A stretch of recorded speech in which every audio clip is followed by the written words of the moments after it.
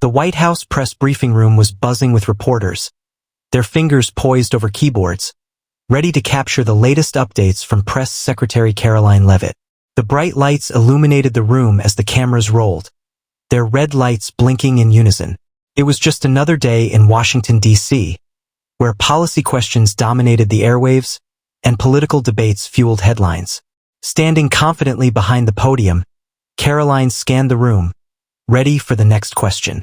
But amidst the familiar faces of journalists and correspondents, there was one unexpected attendee, a young girl no older than 8 years old, sitting between two seasoned reporters in the front row.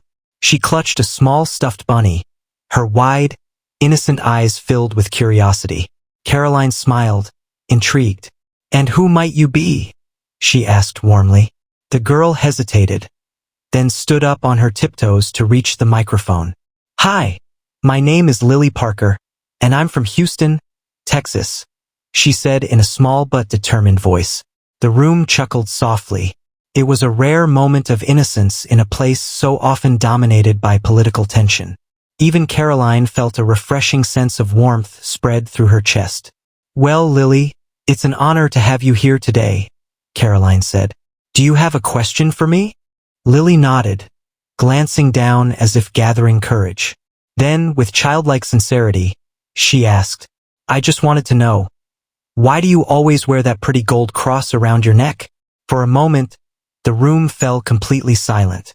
The cameras zoomed in. The question wasn't about politics, policy, or the usual heated topics of the day. It was something far more personal. Karoline instinctively touched the gold cross necklace resting just above her collarbone. It was simple, elegant, and had a slightly worn appearance, as though it had been touched often, perhaps in moments of deep thought or prayer. A flicker of emotion crossed her face. She wasn't expecting this question. She glanced up at Lily, whose eyes held a genuine curiosity, not from a place of politics, but of simple wonder. Karoline took a deep breath. "That's a very special question, Lily," she said softly, "and I'd love to tell you the story behind it." The press briefing room remained silent, the weight of the unexpected question settling over the journalists. Even those who had come prepared to challenge Karoline on policy matters now found themselves waiting, intrigued by what she would say. Karoline looked at the golden cross necklace resting against her collarbone and smiled faintly. "This necklace has been with me for a long time, Lily. It's not just jewelry. It's a reminder of something very special."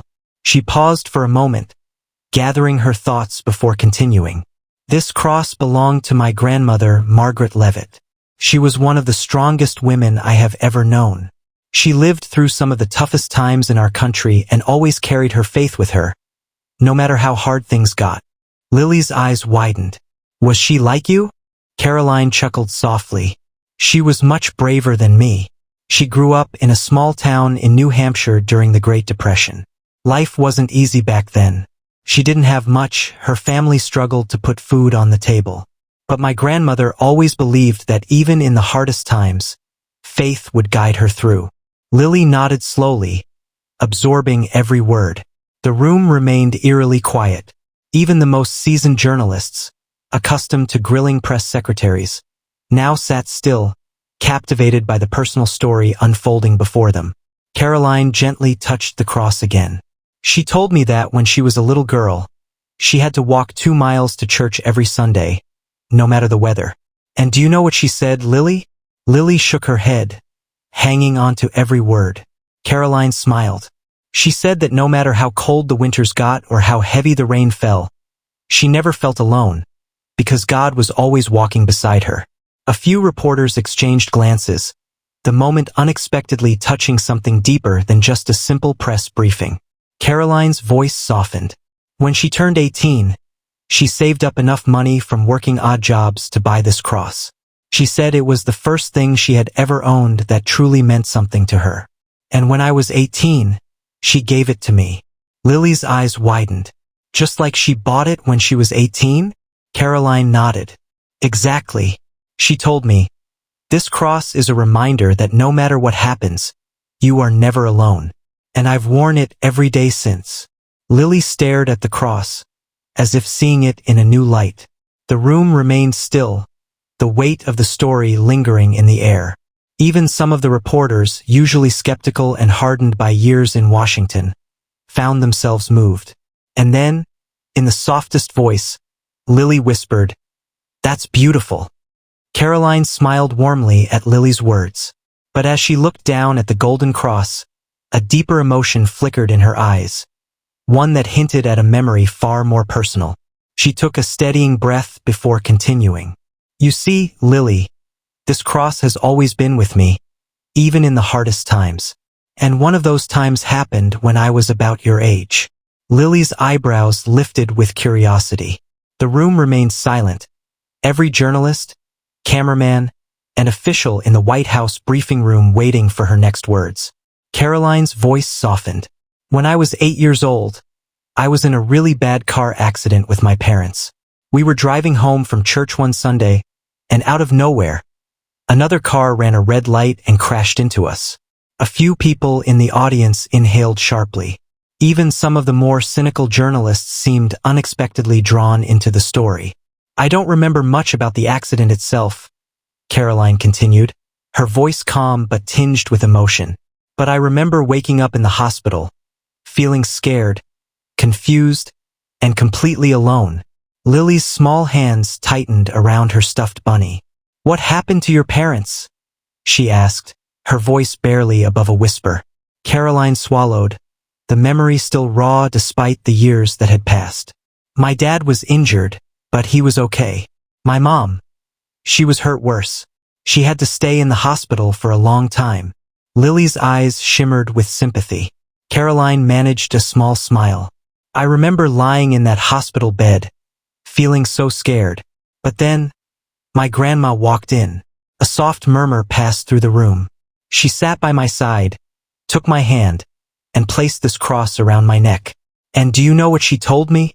Lily shook her head, completely engrossed in the story.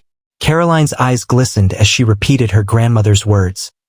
"No matter where you are, no matter how afraid you feel, you are never alone. God is always with you." A hush fell over the room. Even the cameras, usually focused on capturing political drama, seemed to capture something deeper, something real. Karoline blinked back the tears threatening to surface. "I held on to that cross so tightly that night, Lily. And you know what?" Lily tilted her head, waiting for the answer. Karoline smiled. "For the first time since the accident, I wasn't scared anymore." Lily's lips parted slightly, as if she wanted to say something, but no words came. She simply stared at the golden cross, her small hands pressing against her chest as if feeling something stir within her. A few reporters glanced at each other, some subtly wiping at their eyes. It was rare, perhaps unheard of, for a press briefing to become so emotional, so deeply human. And yet, here they were witnessing something far beyond politics. For a long moment, the White House press briefing room remained completely still. The usual tension, the rapid-fire questions, the political maneuvering. It had all melted away, leaving only the soft glow of a little girl's innocence and the heartfelt story of faith and resilience. Lily blinked a few times, her small hands still gripping her stuffed bunny. Then, with a trembling voice, she whispered, "That's how I feel sometimes." Karoline leaned slightly forward, her expression filled with warmth. "How do you mean, sweetheart?" Lily hesitated, glancing around the room as if unsure whether she should speak in front of so many adults. But when she looked back at Karoline, at the kind woman standing behind the podium, holding onto that small golden cross, she found her courage. "My daddy is in the army," she said softly. And he's really far away right now." A few journalists looked up from their notepads, their faces shifting with recognition. Lily sniffled. "He was supposed to come home last Christmas, but he didn't. Mommy says he's doing something very important. But I miss him so much." Her voice cracked on the last words, and before she could stop them, tears began spilling down her cheeks. Karoline felt her heart tighten. She knew the pain of separation, the uncertainty that came with waiting for someone you loved. She understood how heavy those nights could feel when the world was dark and silent, and you didn't know when you'd see them again. Slowly, She stepped out from behind the podium, moving toward the little girl. The cameras followed her every step. She crouched down so that she was eye level with Lily. Then, in the gentlest voice, she asked, "Do you want to know something special about this cross?" Lily wiped at her eyes with the sleeve of her pink sweater and nodded. Karoline carefully lifted the golden cross from around her neck, letting the warm metal rest in her palm. "My grandmother told me something when she gave me this," Karoline said, her voice thick with emotion. "She said that whenever I feel scared or lonely, all I have to do is hold onto this cross, close my eyes, and remember that I am never alone." Lily sniffled again, listening intently. "Your daddy may be far away right now," Karoline continued, "but that doesn't mean he's not with you. Every time you miss him, every time you feel sad, just close your eyes and talk to him in your heart. And I promise you, he'll feel it, just like I felt my grandma with me that night in the hospital." A tiny, quivering smile flickered on Lily's face. And then, in a gesture that stunned the entire room, Karoline gently took the cross from her neck and placed it in Lily's small hands. The little girl gasped, looking down at the delicate piece of gold resting in her palms. But this is yours," she whispered. Karoline smiled softly. "And now it's yours." Tears welled in Lily's eyes again, but this time, they weren't from sadness. She clutched the cross against her chest, as if she had been given something far more valuable than gold or jewels. The entire room was silent. No one spoke. No one moved. Even the harshest political reporters seemed to understand that something truly special had just happened. Something far more important than policy or politics. Lily looked up at Karoline, her cheeks streaked with tears. Then, without hesitation, she threw her arms around her neck in a tight hug. The room erupted into soft gasps. A few cameras caught the moment, flashing as Karoline gently wrapped her arms around the little girl, holding her close. "I won't feel alone anymore," Lily whispered against Karoline's shoulder. Karoline closed her eyes, her own tears threatening to fall. "You never were, sweetheart. You never were." The embrace between the press secretary and the little girl lasted only a few seconds, but the impact would last a lifetime. As Karoline pulled away, she wiped a stray tear from Lily's cheek and smiled. "That cross is a reminder that love is always with you, no matter how far away someone may be." Lily nodded, gripping the cross tightly. "I'll keep it forever."